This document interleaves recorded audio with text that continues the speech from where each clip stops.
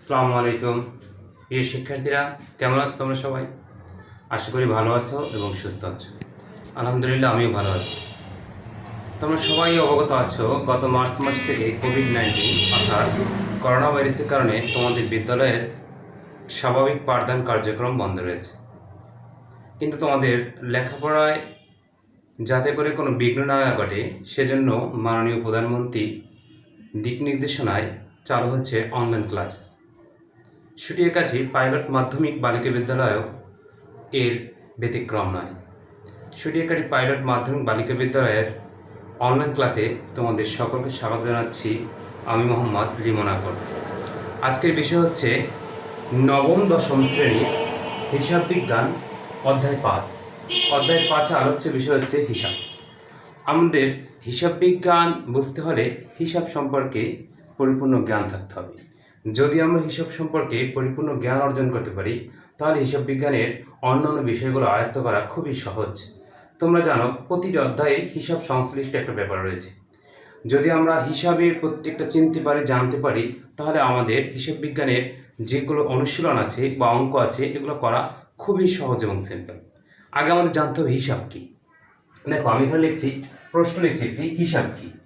হিসাব বলতে বোঝায় সাধারণত লেনদেনকে শ্রেণীবদ্ধভাবে লিপিবদ্ধকরণ ও সাজানো। আমি এখানে লিখছি, হিসাব বলতে বোঝায় লেনদেন সমূহকে শ্রেণীবদ্ধ ও সংক্ষিপ্তভাবে সাজানো বা সংক্ষিপ্ত বিবরণী।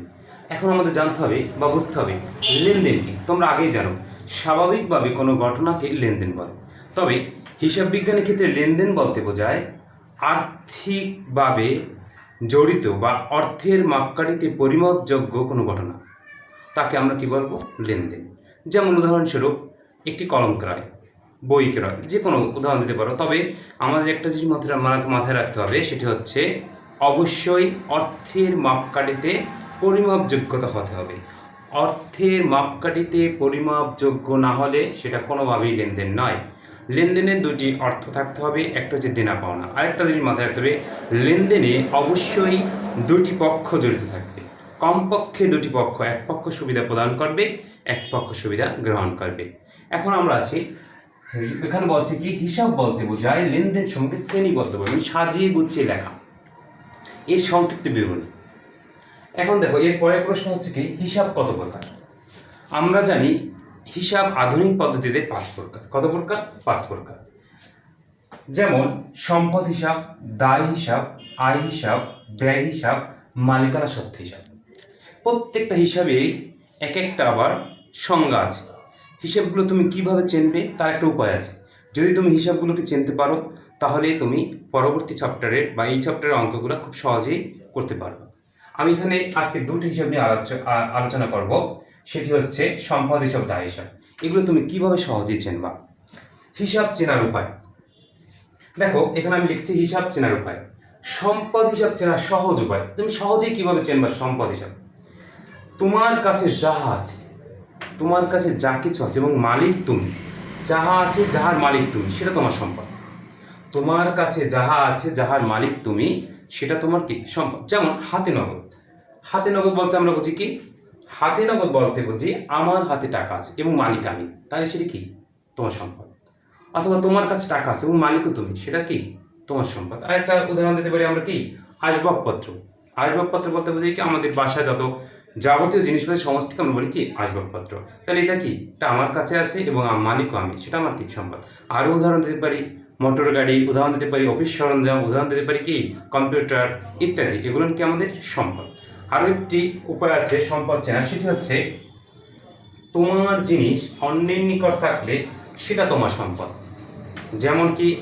মনে করো দেনাদার। দেনাদার বলতে বোঝায় কি? দেনাদার বলতে বোঝায় তুমি যাদের কাছে টাকা পাও। অর্থাৎ উদাহরণস্বরূপ তুমি একটি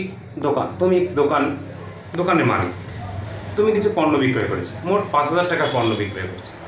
বিক্রয় করার সময় বিক্রেতা তোমাকে 2,000 টাকা বাকি হয়ে গেছে। এই যে বাকি, অর্থাৎ তুমি তার কাছে কি? টাকা পাও, এটা তোমার কি? দেনাদার। এটা তোমার এক ধরনের সম্পদ। বুঝতে পারছো? আরেকটা উদাহরণ দিতে পারি আমরা ব্যাংক জমা। অর্থাৎ আমি ব্যাংকে গিয়ে আমার টাকা জমা দিয়েছি, অর্থাৎ আমার জিনিস অন্যের নিকট জমা আছে, তাহলে এটা আমার কি? সম্পদ। আরও একটা উদাহরণ দিতে পারি অগ্রিম বেতন। অগ্রিম বেতন বলতে বোঝায় তুমি একটা প্রতিষ্ঠানে চাকরি করো, প্রতিষ্ঠান মালিক তোমার কাজের সময়সীমা হওয়ার পূর্বেই তোমাকে মাসিক বেতন দিয়েছে। এইটা কি প্রতিষ্ঠান মালিকের সম্পদ, কারণ তার জিনিস অন্যের নিকট মানে তোমার কাছে আছে, তার এটা কি সম্পদ। তাহলে সম্পদ চেনার আমরা সহজ দুটি উপায় জানি। একটি হচ্ছে আমার কাছে বা তোমার কাছে যাহা আছে, যাহার মালিক তুমি নিজে, সেটা তোমার সম্পদ। আর একটা হচ্ছে তোমার জিনিস অন্যের নিকট থাকলে সেটা তোমার সম্পদ। এরপর যে আসো দায় চেনার উপায়। দায় চেনার উপায় একদম সহজ, মনে রাখবা অন্যের জিনিস তোমার নিকট থাকলে, অন্যের জিনিস তোমার নিকট থাকলে সেটা তোমার কি দায়। যেমন পাওনাদার। পাওনাদার বলতে কি বুঝি, আমার কাছে টাকা পায়, আমার কাছে যদি কেউ টাকা পায় সেটা আমি কি তার কাছে কি ঋণী। ঋণী মানে দায়বদ্ধ, তাহলে এটা আমার কি দায়। আরেকটা দেখো পরিশোধের সময় হয়েছে কিন্তু পরিশোধ করা হয়নি, সেটাও কি তাকেও দায় বলে। যেমন বকেয়া বেতন। মনে করো তুমি একটা প্রতিষ্ঠানে কাজ করো, তোমার কাজ করার মাসিক বেতনের সময় হয়ে গেছে কিন্তু প্রতিষ্ঠান মালিক তোমাকে এখনও টাকা দেয়নি, তাহলে প্রতিষ্ঠান মালিক তোমার কাছে কি দায়বদ্ধ। আশা করি সবাই বুঝতে পারছো। আবার দেখো বকেয়া ঋণের সুদ। মনে করো তুমি ব্যাংক থেকে ঋণ এনেছো, ঋণ আনার পরে তোমার প্রতি মাসে 8% করে সুদ দিতে হবে, কিন্তু 1 তারিখ ওভারটেক হওয়ার পরেও তুমি সুদ পরিশোধ করোনি, তাহলে তুমি বকেয়া আছে। এটা কি ব্যাংকের নিকট তুমি দায়বদ্ধ। আবার উদাহরণ দিতে পারি ব্যাংক জমা অতিরিক্ত। ব্যাংক জমা অতিরিক্ত বলতে বুঝি কি আমরা যে ব্যাংকে আমার যে পরিমাণ জমা আছে তার অধিক টাকা আমার কাছে আমি ব্যাংকের কাছ থেকে এনে রেখেছি, এটাও কি আমার দায়। আশা করি সবাই বুঝতে পেরেছো।